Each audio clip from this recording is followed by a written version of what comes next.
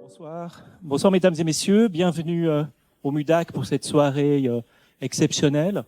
Un petit programme qui vous a été préparé au l'honneur de la Space Season que nous vous proposons à l'étage. Vous allez voir que vous avez des invités prestigieux ce soir. Donc vous allez avoir Marie Poc qui vous fera une introduction de la conférence de Monsieur Thomas Hertog. Marie Poc qui est donc la directrice du Centre d'innovation et de design du Grand Ornu en Belgique, qui est la co-commissaire de l'exposition Cosmos que vous pouvez voir actuellement à l'étage, et qui nous fait l'honneur et l'amitié de venir présenter Monsieur Thomas Hertog, qui a conçu l'exposition avec elle. À 18h40, je rajoute 10 minutes à tous les horaires que j'avais prévus avec notre petit retard, Monsieur Thomas Hertog va signer son livre à la librairie boutique du MUDAC, donc vous pourrez aller discuter et faire signer son ouvrage. À 19h10, vous aurez une introduction de la performance par Stéphane de Tournai, la performance que nous allons vous proposer sur les escaliers qui vont à l'étage du MUDAC. Et à 19h20, la performance débutera. Petite information concernant également l'observation des astres qui était prévue sur la toiture jardin du musée. Malheureusement, vu le ciel couvert d'aujourd'hui, ça ne sera pas possible. Donc, on se voit obligé d'annuler l'observation des astres. Mais l'Observatoire de Lausanne nous a gentiment proposé de vous inviter ce vendredi directement à l'Observatoire si vous voulez aller observer les étoiles et les astres. C'est un document assez important, probablement un des documents les plus importants scientifiques du XXe siècle. Aussi parce que vous avez le premier... c'est la première fois où l'idée d'un Big Bang a été mentionnée. Le T égale 0. Il écrit le zéro du temps. C'est la première fois qu'on trouve dans la littérature scientifique une référence à l'idée d'un Big Bang. Alors donc, c'était déjà clair dans les années 30 que c'était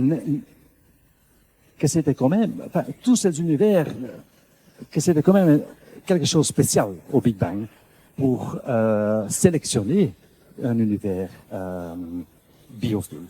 Alors, je vais vite aller retourner vers ma collaboration avec Hawking. Donc, je vais terminer cette histoire du développement de la théorie du Big Bang. Cette histoire, c'est essentiellement le maître avait raison. On a su en 65 avec la découverte du fond diffus cosmologique. C'est essentiellement la chaleur du Big Bang. La chaleur du Big Bang aujourd'hui remplit toujours l'espace. C'est ici, c'est dehors, c'est partout. Mais la chaleur du Big Bang est très froide maintenant, parce que l'expansion de l'univers pendant 13 milliards d'années a refroidi le Big Bang. La radiation du Big Bang n'a pas disparu, ça peut pas disparaître, ça remplit tout l'espace, mais le Big Bang cette chaleur a refroidi, et c'est pour ça que vous pouvez l'observer, que vous pouvez détecter la chaleur du Big Bang avec les grandes antennes radio qui ont été construites dans les années 60 pour la communication intercontinentale. Les ingénieurs entendaient une sorte de bruit. Un bruit qui venait partout, qui est partout. Ça, c'était essentiellement la radiation fossile du Big Bang. Évidemment, maintenant, aujourd'hui, on a des satellites qui mesurent la température de cette radiation du Big Bang partout, dans chaque direction dans l'espace. Et puis, projeter ça, et voilà, une carte du cosmos. Pas des étoiles, pas des trous noirs, pas des galaxies, mais juste que la radiation, la chaleur du Big Bang et en indiquant la température. La différence entre chaud et froide est 0,0002 degrés. Très petit. Donc le Big Bang, l'univers primordial, était plus ou moins homogène, mais pas exactement. Et ça, c'est important. Parce que quand tu évolues cet univers bébé, quand tu évolues cet univers pendant des millions et des millions d'années, c'est les endroits où le Big Bang était un tout petit peu plus chaud C'est là où les étoiles apparaissent. C'est là où les structures se forment. C'est là où, finalement, vous avez des galaxies, des clusters de galaxies, des nouvelles générations des étoiles, et finalement aussi des planètes comme la Terre, ainsi. Et donc, voici l'évolution de l'univers, 13 milliards d'années, dans une minute, c'est pas mal, hein? Au niveau du schedule, ce soir, ça roule. Donc, mais de nouveau, s'il n'y a pas ce genre de fluctuations au début, imaginez que le Big Bang était parfaitement homogène, ben alors rien aurait été passé. Si les fluctuations, les différences entre la température étaient 0,0001 degré, vous arrivez avec un univers plein de trous noirs, sans étoiles, sans planètes. Donc c'est de nouveau ce mystère biophysique qui est déjà encodé tout au début. Et c'est ça, évidemment, et comme je disais, c'était ça la question qui était derrière beaucoup de travaux de Hawking. Pourquoi?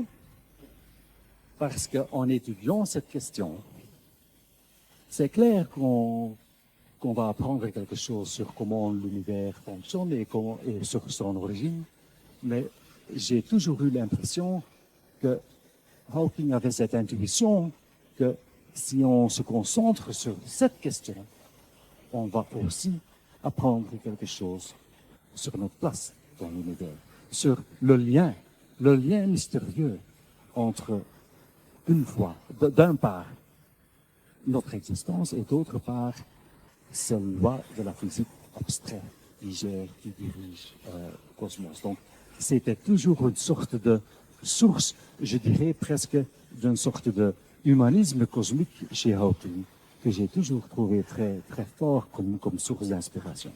Et donc, pour résumer, le Big Bang, oui, c'est le fondement de la cosmologie moderne. Ça fonctionne, cette théorie du Big Bang. Très bien. Mais c'est également une sorte de talon d'Achille. Parce que ça fonctionne que si tu acceptes ce très, très grand mystère que le Big Bang a initié, a mis cet univers sur un trajet extrêmement spécial, extrêmement biophilique. Et donc, voici ça c'était vraiment la situation dans les années 90, pendant que j'ai rencontré, dans ma première rencontre avec Hawking. Enfin, ici, c'est un peu plus tard. Il a eu un upgrade dans son bureau, comme vous voyez, parce que les gens Silicon Valley avaient pris un intérêt à ses travaux. Et évidemment, lui, il avait déjà publié son livre Une brève histoire du temps, dans lequel il a proposé une explication pour ce dessin de l'univers basé sur une nécessité mathématique. Ce qu'il a fait dans ce livre, le point culminant, essentiellement, il a écrit là, dans ce livre, un modèle pour cet atome primordial de l'univers. Il a éprouvé quelque part que on peut espérer de comprendre cet atome primordial, ce début, cette création. Il a fait ça, mais malheureusement, 10 ans après, quand je lui ai rencontré, c'était déjà clair que de son atome primordial, il venait un univers qui était essentiellement vide, sans étoiles, sans planètes, sans de la vie. Et donc, il avait un grand problème, ce qui était parfait pour notre recherche. Alors, on a... Il y a beaucoup de confusion, évidemment, mais je vais sauter vers quelques années plus tard, 2006, je dirais, où on a quand même eu un petit moment eureka que je veux partager avec vous en laissant la parole à Steven de nouveau, s'il veut. Oui, il veut.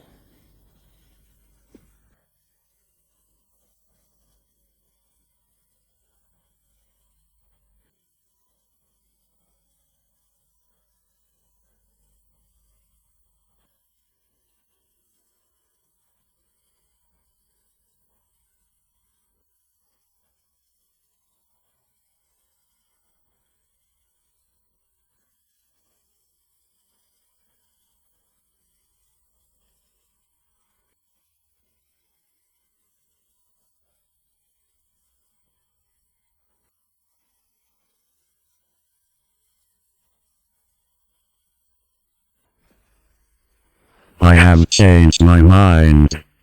A brief history of time is written from the wrong perspective. We are not angels who view the universe from the outside. Vous voyez, travailler avec Hawking était un peu comme parler avec un oracle. Hein. Mais on prend l'habitude. Mais en fait, c'est ça la recherche. Hein. La plupart du temps, on était perdu. De temps en temps, on avait un moment eureka.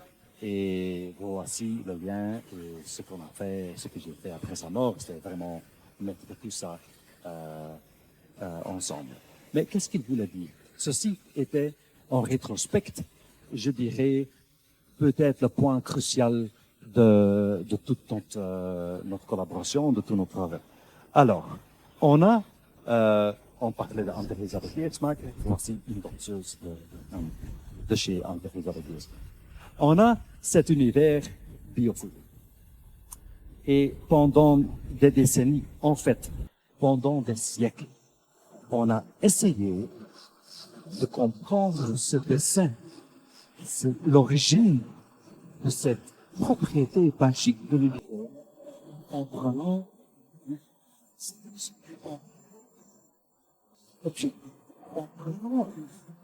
un point de vue d'Archimède. Et en fait, ça a été le succès de la physique, de la révolution scientifique. La plupart du temps, on essaie de comprendre le système on est dedans. Mais si on se concentre sur cette question, et en fait, est le lien entre notre existence et le cosmos, ce point, on est arrivé au début de ce paradigme. Enfin, c'est dedans. Donc, c'est quoi? On va se réaliser qu'on est ici, partout, et qu'on regarde autour de nous. Donc, c'est une question vraiment bizarre. C'est une question qui, en fait, et c'est ça, notre moment eureka, qui nécessite une autre paradigme de physique, une autre sorte de physique. Donc, on a essentiellement essayé, depuis ce moment, de tourner, de réinventer la cosmologie d'un point de vue, pas d'un point de vue d'Archimède, mais d'un point de vue d'intérieur, d'encoder ça dans les équations. Comment tu fais ça? Comment tu commences à ça? Mais en fait, il y a tout un autre coin de la physique qui nous a donné l'inspiration. C'est le coin du monde microscopique, le coin et le monde quantique. Voici deux paires de la découverte du monde quantique. L'autre socle essentiel de la physique du XXe siècle, Niels Bohr là-bas, et de nouveau Albert Einstein, qui semble être de meilleure humeur ici. Et donc le monde microscopique, c'est le monde des atomes, des particules. Mais il est contre-intuitif, il est très bizarre. Il parle des probabilités, d'incertitude, du hasard. C'est pas du tout ce cadre déterministique qu'on avait dans la théorie de la relativité et chez Newton. Et vous connaissez, et peut-être l'élément crucial de ce cadre quantique, c'est ce que sa théorie n'adopte pas ce point de vue d'Archimède sur la réalité. Et vous connaissez une observation, le chat de Schrödinger. Messieurs, mesdames, le chat de Schrödinger. L'observation dans la théorie quantique est toujours une interaction avec les systèmes. Et en plus, le type de questions que vous posez, le genre des observations, ce que tu mesures a un impact sur la réalité microscopique qui se manifeste, qui est créée. C'est très bizarre, c'est presque le chat ici, mais aussi prend une particule, prend un électron. Un électron, une particule, dans la théorie quantique, n'a pas vraiment une position jusqu'à ce que tu demandes sa position. Alors, en demandant, en interageant avec le monde microscopique, on crée une sorte de réalité concrète. Donc avant, tu as que des possibilités, tu as que des réalités potentielles. Et donc, la théorie quantique, puisqu'on est au MUDAC, je vais vous quand même montrer un Rothko. La théorie quantique est un peu comme Rothko percevait sa peinture. Et donc, on disait, Rothko, dans sa période classique, ce sont des peintures abstraites. Rothko disait, mais non, pas du tout. Ce sont des peintures qui engagent, qui prennent du sens dans l'interaction avec l'observateur. Et bien, la théorie quantique est un peu comme ça. Avant une observation, la théorie quantique donne une description du monde sur un niveau un peu presque pré-existentiel. Ça montre des futurs qui sont possibles et des passés qui sont possibles, mais pas une réalité tangible, concrète. Et donc voilà. C'est intéressant en fait que ça doit être fin des années 50, j'imagine, cette peinture. Et c'est la même période que les physiciens qui ont découvert la théorie quantique dans les années 20, mais qui ont résisté à prendre la vision du monde quantique sérieux jusqu'à la même période, les années 50-60. Voici ce que les physiciens étaient en train de dessiner au même moment. Vous avez un grand U qui signifie l'évolution de l'univers. Le Big Bang est là. L'univers est en expansion. Mais tu as cet œil et cette ligne pour signifier que sans observation, au niveau quantique, ça ne doit pas être un observateur humain, ça peut être un simple particule, mais les observations sont les interactions et c'est ça qui crée dans l'océan des possibilités une histoire, un univers tangible et concret. Et donc la conclusion était de cette nouvelle vision holistique d'un univers quantique dans les années 60 était quelque part, on n'est pas que des spectateurs, on est des agents qui sont dans l'univers, dans un sens étrange, c'est un univers participatif. Et donc, c'est ça l'idée centrale du développement de la théorie quantique. Donc, si vous voulez, c'est un peu comme le journal de Tom Riddle dans les livres de Harry Potter. Hein. Ce journal est vide, mais il a la réponse de toutes sortes de questions. Mais tu reçois une réponse quand tu poses une question. Alors, voilà, c'est la théorie quantique. Ce que j'ai fait avec Harvey, on a pris ce monde bizarre de la théorie quantique, on l'a pris et on a poussé à l'extrême et on a appliqué sur cette évolution primordiale de l'univers. Là où le grand univers devient petit, pour vraiment creuser dans cette évolution primordiale où les lois d'Einstein ne pouvions pas guider. Et donc ça, c'est le développement de la cosmologie quantique dont Marie faisait référence. Et donc, qu'est-ce qu'il se passe quand on remonte le temps, quand on va vers le Big Bang, de ce point de vue quantique, quand on rentre, disons, dans la chambre de secret du Big Bang? Si on fait ça en utilisant la théorie d'Einstein, c'est ce que le maître a fait, tu arrives à un mur où la science s'arrête. Si tu fais ça d'un point de vue quantique, il y a un truc plus subtil qui se passe. La dimension du temps, la notion d'évolution et causalité évapore quelque part, se mélange avec les dimensions d'espace et on arrive à une sorte de clôturation du passé. En fait, cette transition est le point culminant d'une couche d'évolution qui s'est déroulée au début de l'univers, une couche d'évolution plus profonde de ce qu'on a d'habitude, de ce qu'on connaissait. Et donc, je vais vous montrer maintenant une sorte de diagramme très abstrait de la première phase de l'évolution de l'univers.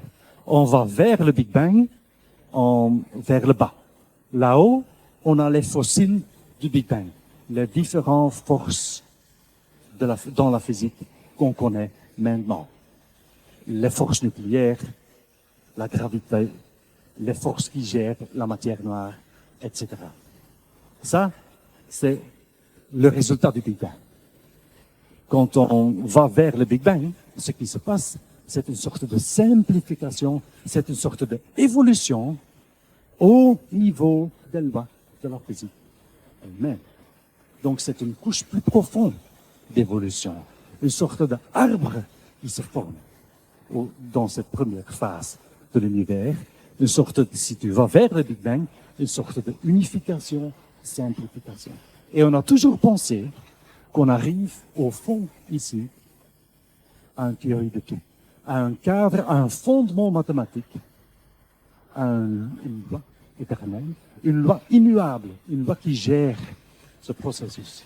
Mais le crux de l'hypothèse que j'ai développée avec Hawking, c'est que c'est pas le cas. C'est en fait, c'est ce processus de simplification et unification, ce processus d'évolution au niveau des lois qui continue et qui finalement fait que même la différence entre temps et l'espace disparaît. Que même, finalement, la physique elle-même disparaît. Évidemment, cet arbre de loi nous fait penser à Darwin avec son arbre de vie. Et effectivement, on a ces deux dessins. Le premier dessin de Darwin quand il revenait des îles Galapagos, 1836, le premier sketch, l'arbre de vie. Le dessin d'un univers biophilique de Lemaître semble un siècle plus tard. Cet univers hésitant, qui est né d'un atome et qui accélère finalement. Pendant 90 ans, on a essayé de comprendre ces deux évolutions, biologiques et cosmologiques, basées sur des principes fondamentalement différents, ontologiquement, épistémologiquement différents. Des lois absolues, des lois éternelles, des lois immuables vis-à-vis des lois dans la biologie, des lois émergentes, des lois qui sont pas transcendants, qui sont des phénomènes émergents qui sont le résultat de l'évolution. Donc le crux de l'hypothèse que j'ai développée avec Hawking, que je propose sur le Big Bang, c'est que cette différence était en fait pas correcte, que ce sont deux niveaux très différents d'une grande évolution.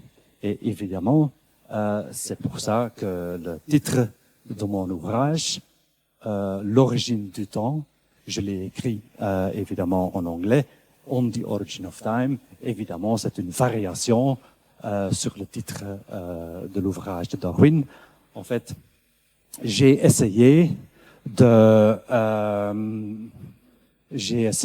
l'écrire un peu dans le même esprit de l'ouvrage de Darwin. Et donc Darwin a écrit son livre avec toute une nouvelle hypothèse, mais il l'a écrit dans une manière qui est accessible au grand public. Parce que, évidemment, il se réalisait que peut-être plutôt que les technicalités qui manquaient, étaient moins importantes que la nouvelle vision du monde qui était encodée. Et donc, ce livre, la dernière théorie de Stephen Hawking, c'est un peu comment est-ce que Hawking, qu'est-ce qu'il fait qui a changé? Qu'est-ce qu'il fait qu'il a évolué si fort sur cette énigme du Big Bang comparé à son premier livre où il essentiellement avait pris la position que la cause du Big Bang est quelque part une nécessité mathématique. Maintenant, on dit non, c'est le résultat. Le dessin de l'univers n'est pas d'une nécessité mathématique, pas un créateur, mais le résultat d'une évolution. Et voici un petit intro sur mon voyage avec Hawking. Sa tombe est en Westminster Abbey, comme vous le savez peut-être. Et il est là, en fait, il est là entre Darwin et Newton. Donc, je ne sais pas si le prêtre savait ce qu'il faisait, mais en tout cas, il est bien là parce que quelque part, notre hypothèse est une sorte de combinaison entre la mathématique rigide de Newton et cette idée centrale qui est derrière le darwinisme, c'est ce que tout est interconnecté, même notre existence avec les lois de la physique. Alors on est où au niveau du temps? Moi je peux continuer encore des heures et des heures. Hein? Parfait. Je voudrais terminer avec quelques mots quand même. Alors quoi maintenant? On a cette hypothèse.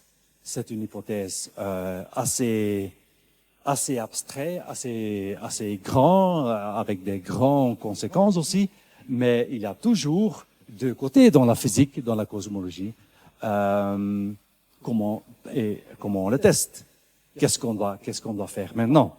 Et donc, au niveau du test, c'est une question intéressante, parce qu'évidemment, cette évolution primordiale au niveau des lois de la physique s'est passée tout au début. Vraiment dans la première phase de l'évolution de l'univers. Donc, on ne peut pas facilement regarder. En fait, avec la lumière, on peut regarder loin dans l'espace, loin dans le passé, mais pas jusqu'au Big Bang. On est coincé, ce fond diffus cosmique nous bloque la vue. Au début, l'univers n'est pas transparent.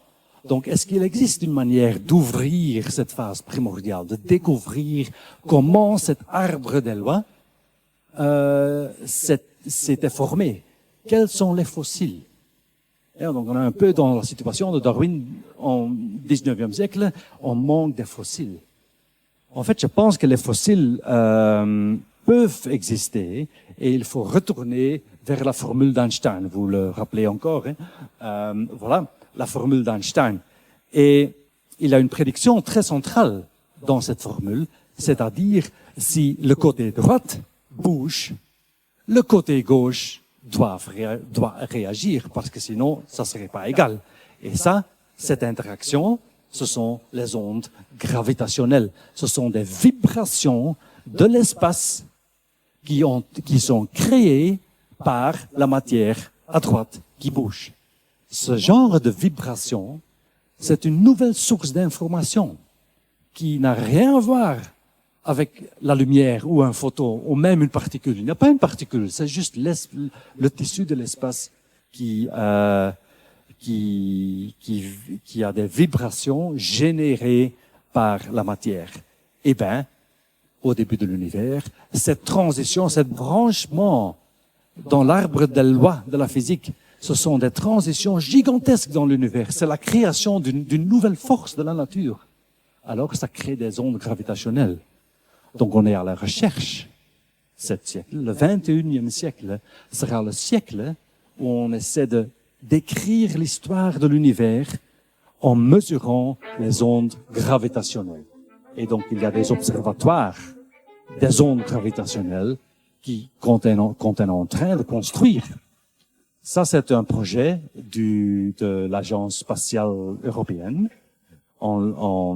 qui est en train de construction, le lancement de 3 satellites. Et ces 3 satellites vont former un triangle. Quand il y a une onde gravitationnelle qui se passe, la longueur, la taille du triangle va osciller, va bouger. Et donc, voilà, la construction, c'est assez futuristique. Mais en fait, dans 10 ans, on espère de lancer ces 3 satellites.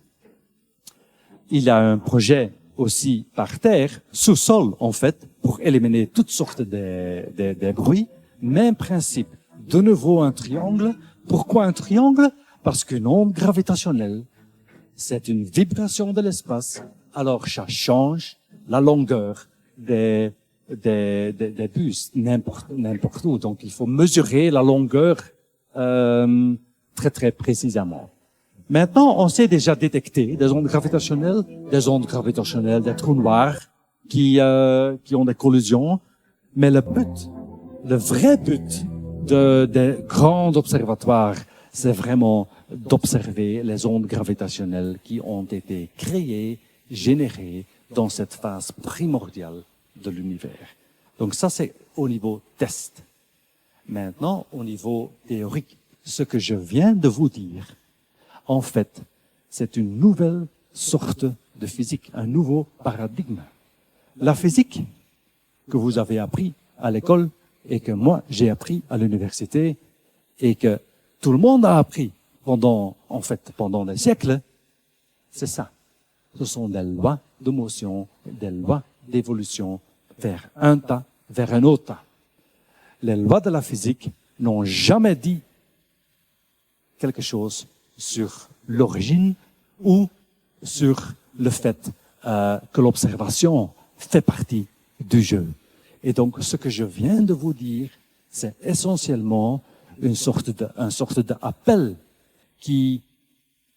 qu'on doit ouvrir, qu'on doit élargir notre notion de la physique. Et on ne doit que faire, c'est que nécessaire quand on est confronté avec la vraie limite de réalité, avec le Big Bang. Et voici, ça c'est tout un domaine de recherche qui essaie essentiellement, ça devient un peu technique, mais c'est ce que je fais chaque jour, hein, essentiellement, c'est la question comment est-ce qu'on combine, comment est-ce qu'on fait que la théorie quantique et la gravité fonctionnent bien ensemble. On a découvert depuis 20 ans qu'en fait, que la théorie quantique, la vue quantique et la vue d'Einstein sont deux vues différentes de la même réalité. Mais la surprise a été que la vue quantique a l'air d'être une sorte de hologramme de la réalité autour de nous. Donc ici, une sorte de représentation de notre situation aujourd'hui autour de ce disque et une sorte de projection de l'histoire de l'univers vers le Big Bang. Le Big Bang, de ce point de vue quantique, devient en fait une sorte de horizon épistémique parce que l'information dans l'hologramme, aller vers le passé, de plus en plus, tu perds de plus en plus l'information et après, finalement, quand tu arrives au Big Bang, il n'y a plus rien qui reste. Donc, cette combinaison entre l'observation, l'origine et l'évolution, ce triangle, cette nouvelle physique, elle encode son origine, mais elle encode aussi une certaine finitude, le Big Bang devient vraiment un peu, je dois dire, comme le maître envisageait, une sorte d'horizon épistémique. Et cette finitude, bizarrement, et je reviens une dernière fois vers les années 60, cette finitude, majestueusement, je dois dire, a été évoquée par la grande philosophe Hannah Arendt, qui a écrit un livre, The Human Condition, où elle cherchait, dans la science et dans le fondement de la physique, une trace de notre condition humaine. Et elle n'a pas trouvé. Parce qu'à cette époque, la science, la physique, était pratiquée d'un point de vue d'Archimède, comme j'ai expliqué. Et donc, quelque part, l'hypothèse que j'ai proposée avec Hawking est une réponse au souci de Hannah Arendt qu'il faut, si la science et la technologie vont nous sauver, il faut quelque part mettre l'humanité centrale dans cette affaire. Et donc, qu'est-ce que j'ai fait avec Hawking? On a écrit une formule, mais cette formule a cette propriété qu'elle s'efface